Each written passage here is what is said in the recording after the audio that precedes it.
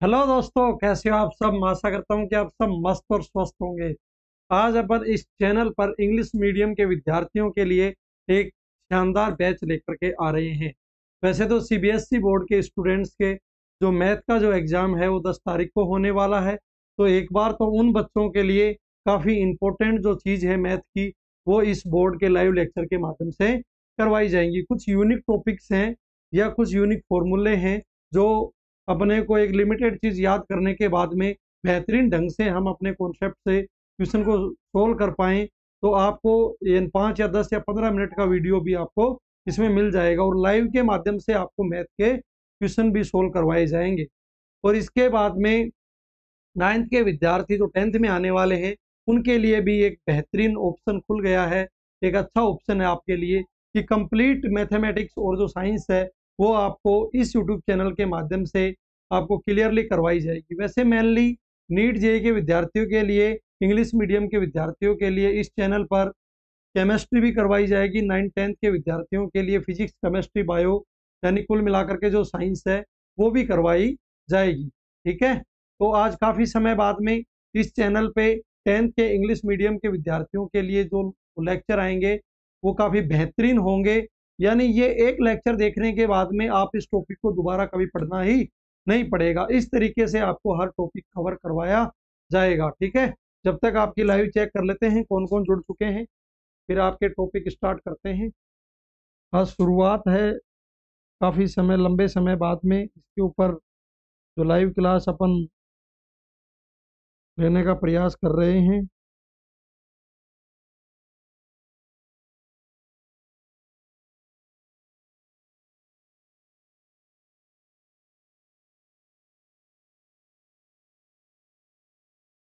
तो जब तक आप जुड़ने का प्रयास कीजिए, फिर एक अपन अच्छा सा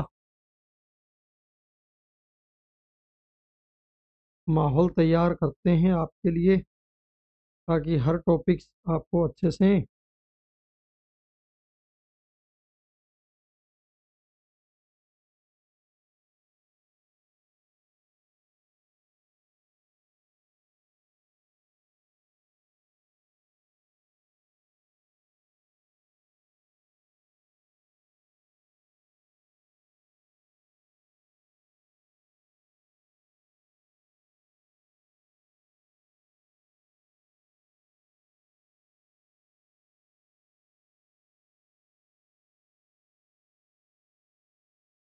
जल्दी से जल्दी जुड़ने का प्रयास कीजिए ताकि टॉपिक स्टार्ट करें।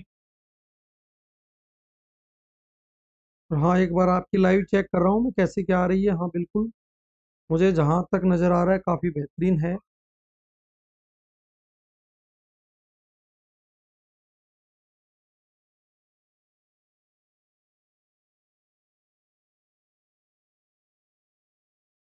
हाँ, तो काफ़ी शानदार। नहीं, आज आपको इस लाइव लेक्चर के माध्यम से चैप्टर 11 के जो फॉर्मूले हैं केवल वो करवाए जाएंगे। और उन फॉर्मूलों को करवाने के बाद में आपसे डिस्कस कर लिया जाएगा। एक मिनट, एक मिनट, एक मिनट।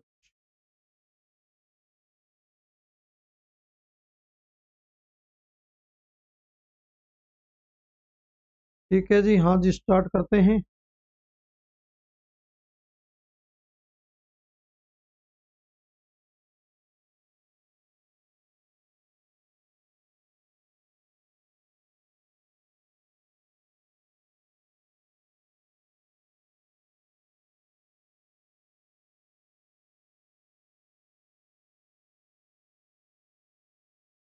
हाँ जी, कुछ इंपॉर्टेंट जो टॉपिक है उनको अब कवर करवाना स्टार्ट करते हैं। जैसा कि अपने को आज 11 चैप्टर में मैथ के में पढ़ना है एरिया रिलेटेड टू सर्कल, यानी एरिया से रिलेटेड जो सर्कल है उसके बारे में पढ़ेंगे। यानी कि जो कोई सर्कल होगा उसका एरिया हमें फाइंड आउट करना होगा। तो बेसिकली जो एरिया हमें फाइंड आउट करना है तो उसके लिए हमें किस किस पोजीशन में हमें वो डायग्राम मिलेंगे या क्या क्या हमें से पूछा जा सकता है। मैक्सिमम इस चैप्टर के अंदर अपने को 4 टाइप के क्वेश्चन देखने को मिलेंगे। एक अपने को सेक्टर का क्वेश्चन देखने को मिलेगा, तो सेक्टर अपना माइनर और मेजर हो सकता है।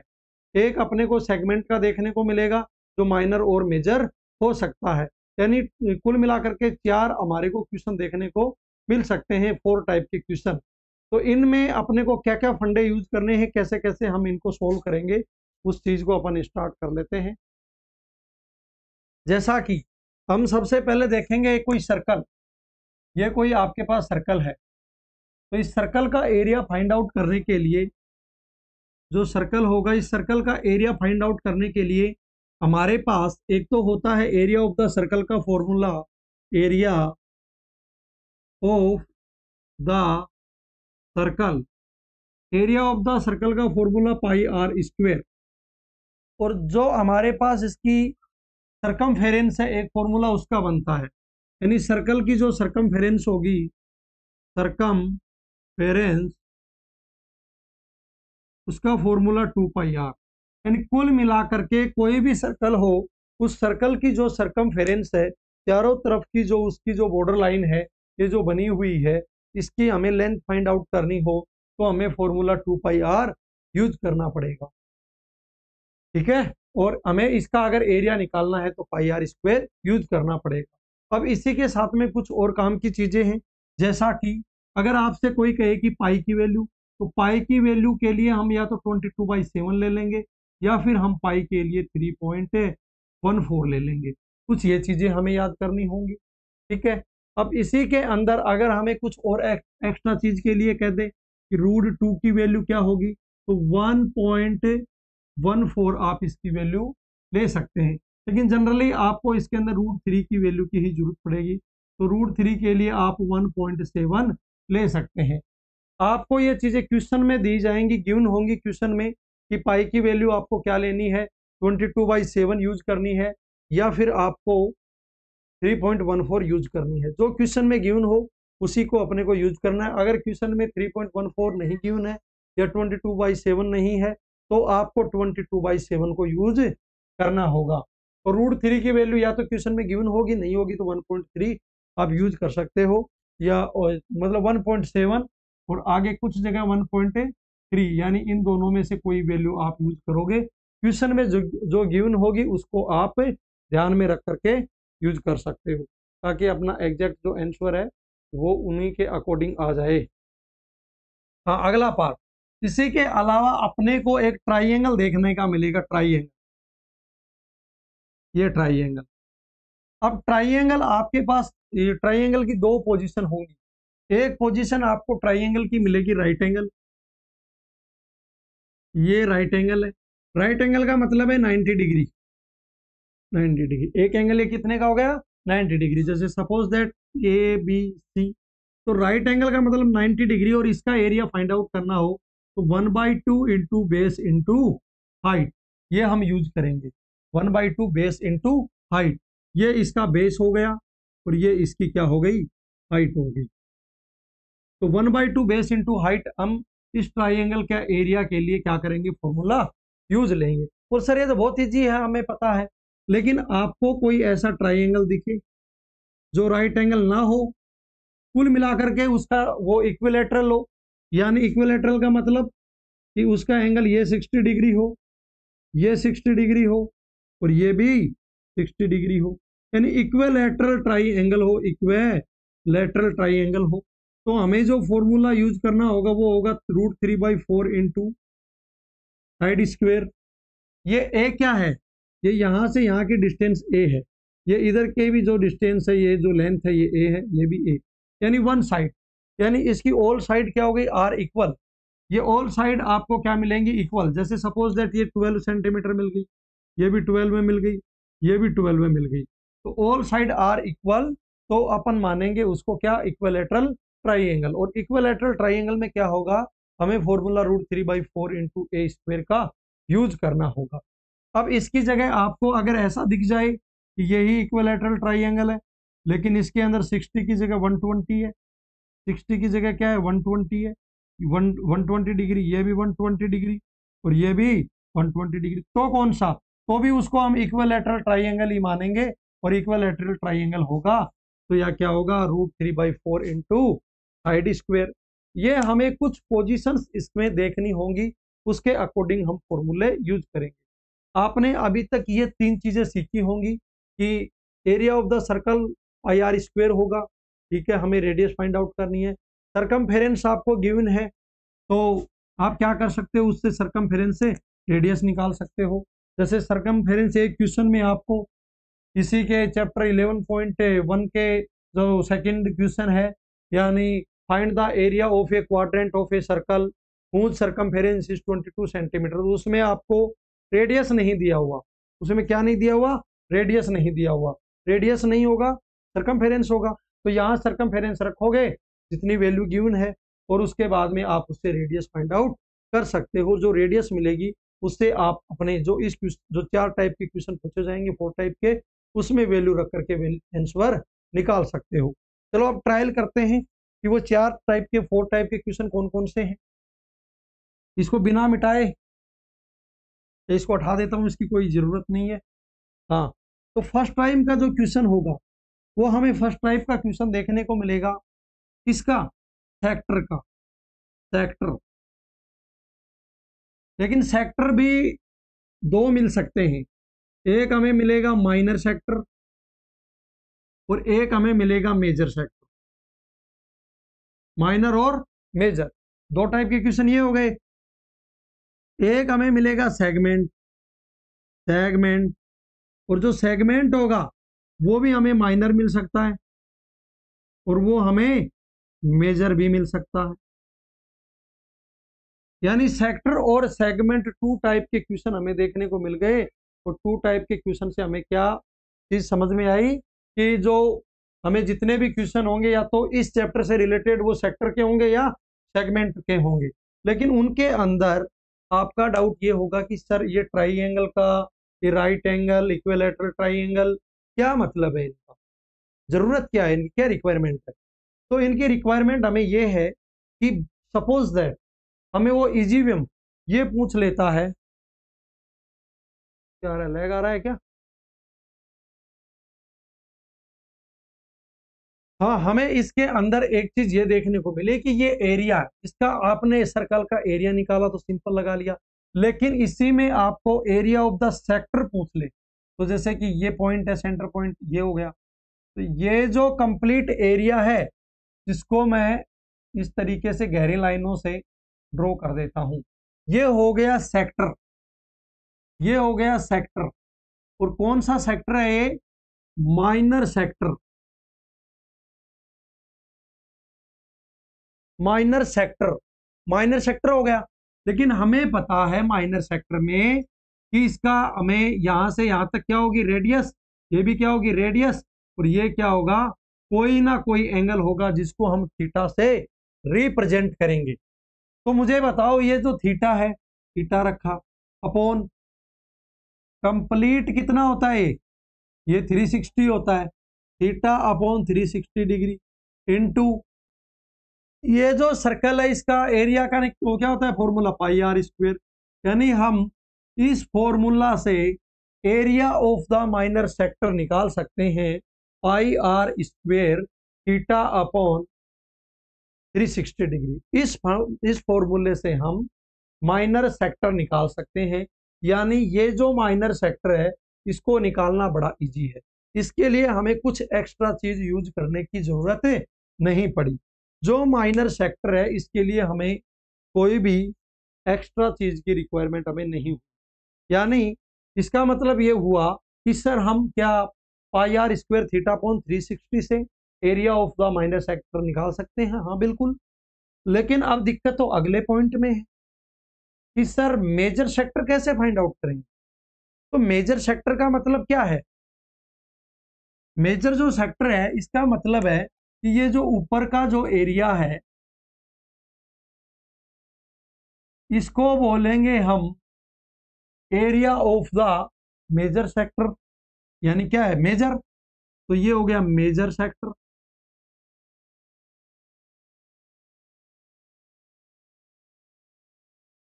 Area of the major sector, area of the major sector का मतलब हो गया ऊपर वाला डायग्राम।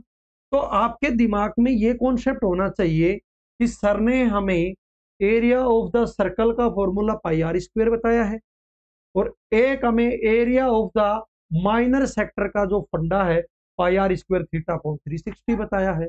तो हम क्या कर सकते हैं कि जो एरिया ऑफ द जो सर्कल है, इस सर्कल में से माइनर सेक्टर को लेस कर दें तो हमारा मेजर सेक्टर आ जाएगा।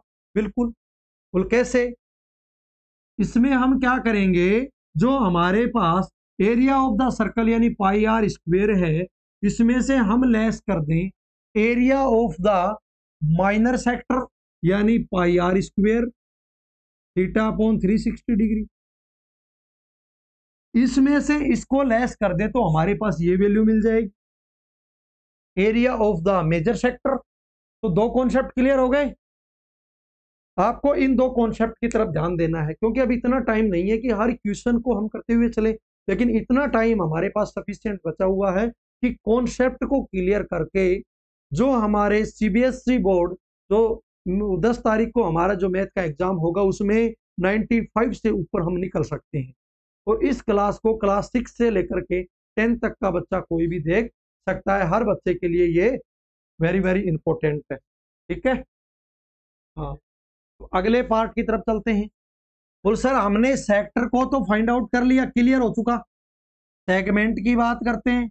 सेगमेंट के लिए क्या करें, तो मैं एक डायग्राम बना लेता हूं वापस से। सर्कल यानी ये सर्कल बन गया, इसके अंदर ये सेंटर पॉइंट है, ये मैंने कोई आर्क यानी चाप, हिंदी में चाप बोलते हैं, इंग्लिश में आर्क बोलते हैं, ये कोई आर्क या कोई लाइन मैंने डाल दी। तो ये जो एरिया है, इस एरिया को मैं कहूंगा सेगमेंट। सेगमेंट कौन सा? माइनर सेगमेंट, इसको कहेंगे माइनर सेगमेंट। बोले सर इसका फंडा क्या यूज करेंगे, क्या फॉर्मूला? हाँ जी बिल्कुल, लैग आ रहा है आज, कैसे सिस्टम हीट तो नहीं हो रहा है? एसी चलाना ही पड़ेगा क्या? फाइनली ऐसा लग रहा है कि मुझे एसी को यूज करना ही पड़ेगा, क्योंकि बार बार ये जो लैग है ये हीटिंग को शो कर रहा है।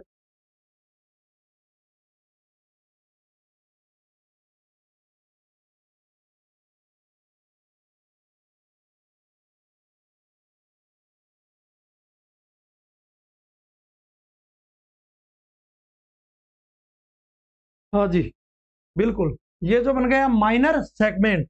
तो ये जो माइनर सेगमेंट है इसके लिए हम क्या यूज करेंगे? बोले सर इसका हमें तो एरिया निकालना नहीं आता। इसका एरिया नहीं आता तो ध्यान से देखिए, ऊपर से लाइन ड्रॉ कीजिए थोड़ा सीधा करके, इधर से इधर को टच कीजिए, तो ये एक आपको एक ट्राइंगल नजर आता है। इस ट्राइंगल को आपको देखना है, ये जो खूबसूरत सा जो ट्राइंगल है, ट्राइंगल खूबसूरत सा जो ये ट्राइंगल है, इस ट्राइंगल को देखिए। या तो ये ट्राइंगल इक्विलेटरल होगा, और इक्विलेटरल होगा, या ये क्या होगा, या ये 90 डिग्री का होगा यानी राइट एंगल होगा। या तो ये राइट एंगल होगा या फिर ये इक्विलेटरल होगा। अगर ये राइट एंगल है तो आप 1/2 into base 1/2 into base into height से आप इसका एरिया निकालिए। अगर ये इक्विलेटरल है तो √3/4 इंटू ए स्क्वायर से। आपको ये डायरेक्शन तो दी हुई मिलेगी, ये ए जो है ये तो गिवन होगी क्वेश्चन में, और इससे आप क्या कर सकते हो, एरिया निकालोगे। जब आपके पास ट्राइंगल का एरिया निकल जाएगा, जब आपके पास ट्राइंगल का एरिया निकल जाएगा, तब आप क्या करोगे, उस ट्राइंगल के एरिया को किसमें से लेस करोगे? ये पूरा का पूरा आपको क्या दिख रहा है? पूरा का पूरा आपको दिख रहा है ये जो इतना इतना है with triangle, minor segment with triangle. आपको क्या दिख रहा है? आपको सेक्टर माइनर सेक्टर दिख रहा है, माइनर सेक्टर दिख रहा है कुल मिलाकर के। और माइनर सेक्टर में से अगर ट्राइंगल लेस कर देते हो तो आपको माइनर सेगमेंट देखने को मिल जाएगा। यानी आपको क्या करना होगा, इसके अंदर आप क्या करोगे, आपको माइनर सेक्टर, और माइनर सेक्टर में से किसको लेस कर दोगे? ट्राइंगल का निशान बना देता हूं, ट्राइंगल। अब ये ट्राइंगल अगर राइट एंगल है तो 1/2 बेस इंटू हाइट से निकला हुआ एरिया लेस करना होगा, और अगर ये 60 to 120 है यानी इक्वलेटरल है तो √3/4 इंटू ए स्क्वायर से निकला हुआ जो एरिया है उसको लेस करना है, तब जाकर के हमारा रिजल्ट आएगा। इसको थोड़ा मिटा देता हूँ ताकि फॉर्मूला भी लिखना है। तो माइनर जो सेक्टर है, माइनर सेक्टर का फॉर्मूला हमें क्या है, माइनर जो सेक्टर है इसका फॉर्मूला हम जो हमारे पास होगा वो ये है πr² θ/360 डिग्री, जिसकी हम यहाँ पे ऊपर बात कर चुके हैं। तो ये हो जाएगा πr² θ/360 degree minus triangle.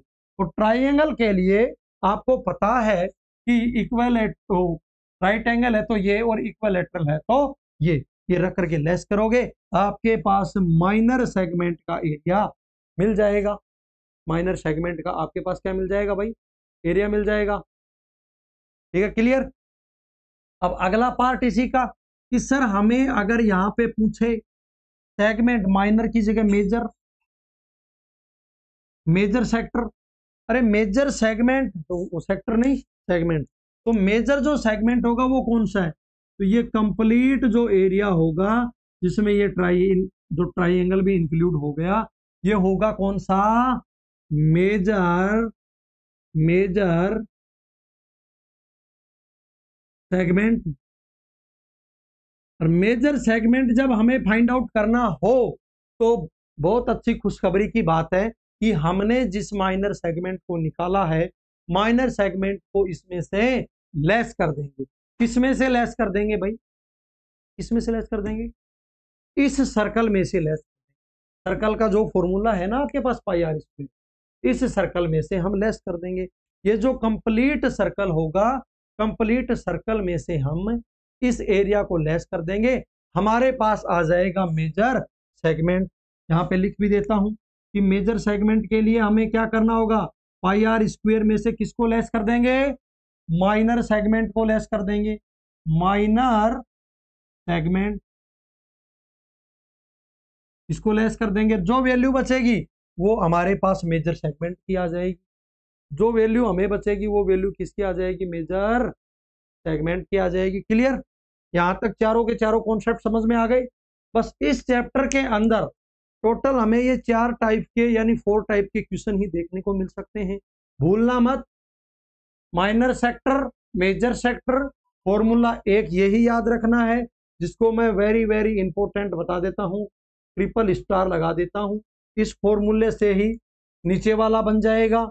Major sector का मतलब है कि πr² में से इसको लेस कर दो, और इसी से ये बन जाएगा कि जो हमारा ये फॉर्मूला है इसमें से लेस कर दो ट्राइएंगल, तो बन गया माइनर सेगमेंट। और हमें जब निकालना हो मेजर सेगमेंट तो हम इसी सर्कल में से इस जो एरिया निकला πr² θ/360 माइनस ट्राइएंगल, इसका जो वैल्यू निकला है उस वैल्यू को इसमें से लेस कर देंगे। जो आंसर हमें मिलेगा वो आंसर मिल जाएगा major segment. Clear. Chapter number 11 के जो जितने भी मेथड हैं वो सारे के सारे हमारे क्या हो चुके हैं, क्लियर हो चुके हैं। यहाँ तक आपको काफ़ी शानदार तरीके से समझ में आए होंगे। आज ये आपकी काफ़ी लंबे समय बाद में इस YouTube चैनल पर एजुकेशन से रिलेटेड, यानी वो भी जो जितने वीडियो लेक्चर वो एजुकेशन से हैं वो रिलेटेड हैं, लेकिन ये जो मैंने इसका नाम दिया है, टाइटल दिया है कि माही क्लास 10th, इसका मतलब है कि इसमें 10th का स्टूडेंट और 11th 12th के स्टूडेंट इस क्लास को इंग्लिश मीडियम वाले देख सकते हैं। उनके लिए इंग्लिश मीडियम का जो मैटर है वो इस क्लास में रिकॉर्ड या तो लाइव या फिर रिकॉर्ड के माध्यम से आपको दिया जाएगा। कल जो लाइव लेक्चर होगा उस लाइव लेक्चर में इस चैप्टर नंबर 11 के जो इम्पोर्टेंट क्वेश्चन है उनको आपको करवा दिया जाएगा लाइव लेक्चर के माध्यम से। और ऐसे कुछ इंपॉर्टेंट जो कॉन्सेप्ट है उनको 10 या 15 मिनट का जो वीडियो होगा, चाहे तो वो लाइव का हो चाहे वो रिकॉर्ड करके हो, आपको दे दिया जाएगा, जिससे आप अच्छे से इसको क्या कर सको, रिवाइज कर सको। और इसको इंग्लिश मीडियम का 6 का बच्चा भी देख सकता है, क्योंकि एक बार देखेगा थोड़ा कम समझ में आएगा, दूसरी बार में थोड़ा और ज़्यादा, तीसरी बार में थोड़ा और ज़्यादा, यानी कंटिन्यू इस तरीके से अगर वो इन टॉपिक्स को पढ़ता रहेगा तो ये मैं बता सकता हूँ कि वो 2-3 बार देखने के बाद काफ़ी बेहतरीन रिजल्ट बना पाएगा, यानी हर टॉपिक 6 का बच्चा भी 10th लेवल का सोल्व कर पाएगा। Okay, thank you very much for next live class.